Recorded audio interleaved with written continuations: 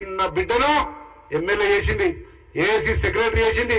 జాతీయ స్థాయిలో ఎక్కడ వీలైతే అక్కడ నా స్థాయిని, నా గౌరవాన్ని పెంచడానికి కాంగ్రెస్ పార్టీ నాకు అన్ని రకాలుగా అండగా నిలబడది.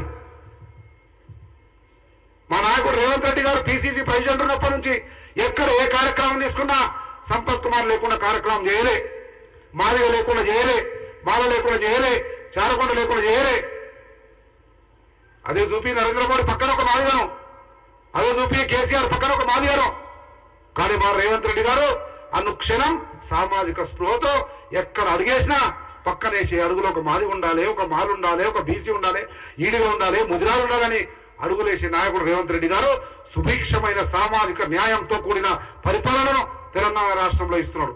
అటువంటి నువ్వు హర్షించాల్సింది పోయి 2018లో 14లో ఇదే గద్దర్ గారు, కృష్ణయ్య గారు, మందకృష్ణ గారు రాహుల్ గాంధీతో పాటు ఆనాటి పిసిసి అధ్యక్షులతో పాటు హెలికాప్టర్లో ప్రయాణించి మన భావజాలం, కాంగ్రెస్ భావజాలం అంటే ఎంఆర్పిఎస్ భావజాలం, దళిత భావజాలం, బడుగు బలహీన వర్గాల భావజాలం, కాంగ్రెస్ భావజాలం ఒకటే అన్నటువంటి ఆలోచనకు వచ్చి కలిసి మనందరం తిరగలే.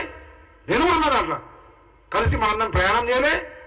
ఆ రోజు నీవే విజ్ఞప్తి చేయలే, కాంగ్రెస్ పార్టీ దళితులకు మాదిగలకు న్యాయం చేస్తుందని.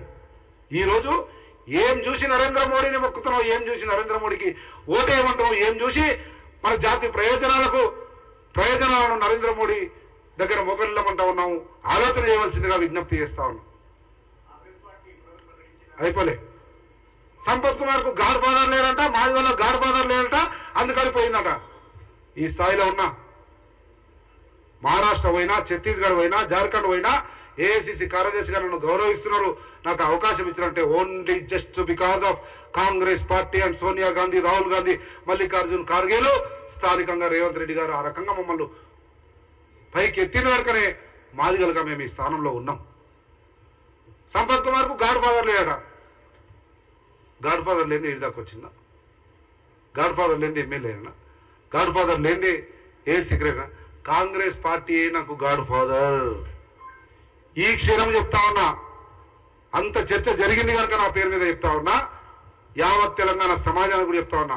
ఒక్క సంపత్ కుమార్కే కాదు, తెలంగాణ రాష్ట్ర మాదిగ జాతికి గాడ్ ఫాదర్ మన ముఖ్యమంత్రి యనుమల రేవంత్ రెడ్డి గారు. రాసి పెట్టుకోండి. నేను మాదిగ బిడ్డగా చెప్తా ఉన్నా. 100 రోజులైంది, ఇంకా 20 సంవత్సరాలు రేవంత్ రెడ్డి గారి నాయకత్వంలో తెలంగాణ రాష్ట్రంలో కాంగ్రెస్ పార్టీ ఉంటది. ఒక్క సంపత్ కుమార్ కాదు, యావత్ మాదిగ జాతికే గాడ్ ఫాదర్ గా రేవంత్ రెడ్డి గారు రేపు నిర్ణయాలు తీసుకోబోతున్నాడు. మన జాతి సుభిక్షంగా చరిత్రలో ఎన్నడూ లేని విధంగా రేవంత్ రెడ్డి నాయకత్వంలో జాతి ప్రయోజనాలు కాపాడబడతాయి. 100 రోజులలోనే రేవంత్ రెడ్డి గారు మాదిగ ఎమ్మెల్యేలను పిలిచిండు. మా డిప్యూటీ సీఎం పనిచేసిన అనుభవం ఉన్నటువంటి దామోదర్ రాజనరసింహను పిలిచిండు.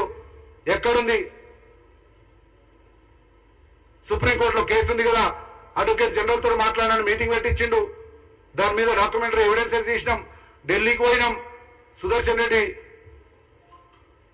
Advocate general తీసుకుపోయినాం. సుప్రీంకోర్టులో కూడా సమర్థవంతంగా ఎంత ఖర్చైనా స్ట్రాంగ్ అడ్వకేట్ బట్టి పెట్టి కొట్లాడండి, పోరాడండి, మీ హక్కులను సాధించుకోండి అని చెప్పి గౌరవ ముఖ్యమంత్రి ప్రభుత్వం తరఫున ఆ అవకాశం ఇచ్చాడు. దట్ ఈస్ కాంగ్రెస్ పార్టీ అన్న వాస్తవాన్ని గ్రహించమని మందకృష్ణ గారికి చెప్తూ, మందకృష్ణ గారు భారతీయ జనతా పార్టీతో అంటగాగుతున్నటువంటి విధానం మన జాతి ప్రయోజనాలను భారతీయ జనతా పార్టీ తాకట్టు పెట్టే విషయాన్ని గ్రహించి మన జాతి ఒక మంచి నిర్ణయం తీసుకొని రేపు రాబోయే రోజుల్లో మనం అభివృద్ధిని, సంక్షేమాన్ని, మన పిల్లల భవిష్యత్తును, మన తలరాతలను మార్చుకోవడానికి రేవంత్ రెడ్డి గారి నాయకత్వంలోని కాంగ్రెస్ పార్టీ ఇందిరమ్మ పాలన, ప్రజా పాలనకు అండగా నిలబడదాం. రేపు రాబోయే పార్లమెంట్ ఎన్నికల్లో కూడా పెద్ద ఎత్తున ఆశీర్వదిద్దాం, అండగా నిలబడదాం, అమూల్యమైన ఓటు వేద్దామన్న విషయాన్ని గుర్తు చేస్తూ సెలవు తీసుకుంటా ఉన్నా. థ్యాంక్ యూ, నమస్తే.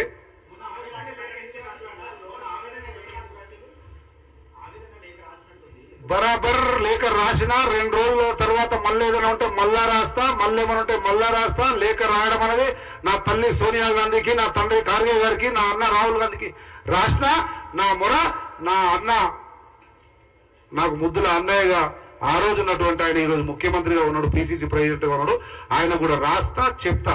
నా హక్కులు కాపాడుకోవడం కోసం, నా జాతి ప్రయోజనాలు కాపాడు కోసం నాకు అన్యాయం జరుగుతున్నప్పుడు బరాబర్ చెప్తాం, చర్చిస్తాం, తేల్చుకుంటాం. తప్పేం లేదు. ఒకరొకరు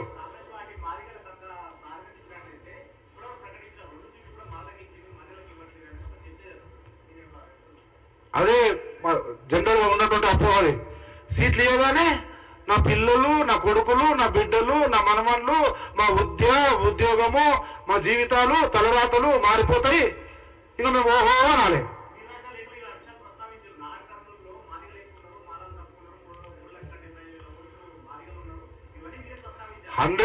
నేనే ప్రస్తావించిన, నేను ప్రస్తావించినది కూడా ఏ విధంగా అవాస్తవం కాదు, సంపత్ కుమార్ సొంత కవిత్వం కాదు, స్టాటిస్టిక్స్ రికార్డ్స్ ప్రకారమే నేను పెట్టిన. నా తల్లికి ఇచ్చిన, నా అన్న రేవంత్ రెడ్డికి ఇచ్చిన, నా ఇంకో అన్న రాహుల్ గాంధీకి ఇచ్చిన, నా తండ్రి మల్లికార్జున్ ఖార్గేకి ఇచ్చిన. వాళ్ళు అన్ని చూసిర్రు, అన్ని చూసిర్రు, పరిశీలించరు, విశ్లేషించరు. గెలుపు ఉమ్మడి రాష్ట్రంలో కానీ, ఆర్థిక వనరు తెలంగాణ రాష్ట్రంలో కానీ ఎప్పుడు ఎన్నిక వచ్చినా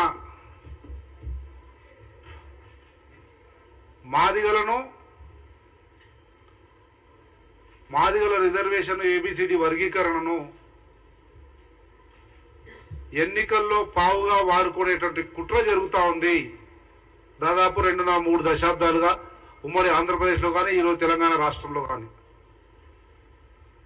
మాదిగల ఆత్మగౌరవాన్ని, మాదిగల హక్కును,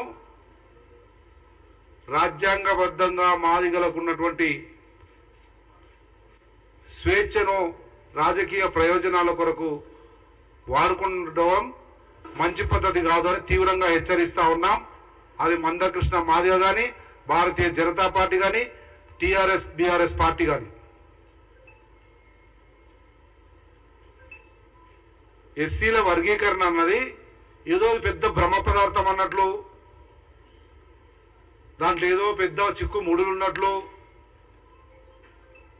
ఎంతో మంది ఏదో చేస్తే తప్ప కానట్లు, దాన్ని పెద్ద బూచిలాగా చూపి రాజకీయానికి వాడుకోవడానికి ప్రయత్నం చేస్తా ఉన్నాయి 2 పార్టీలు. ఆ 2 పార్టీల గొడుగు కింద, సమయాన్ని బట్టి ఈ గొడుగు కింద, ఇంకో సమయాన్ని బట్టి ఆ గొడుగు కింద మాట్లాడుతున్నటువంటి మందకృష్ణ అన్నయ్య గారికి కూడా విజ్ఞప్తి చేస్తా ఉన్నాం.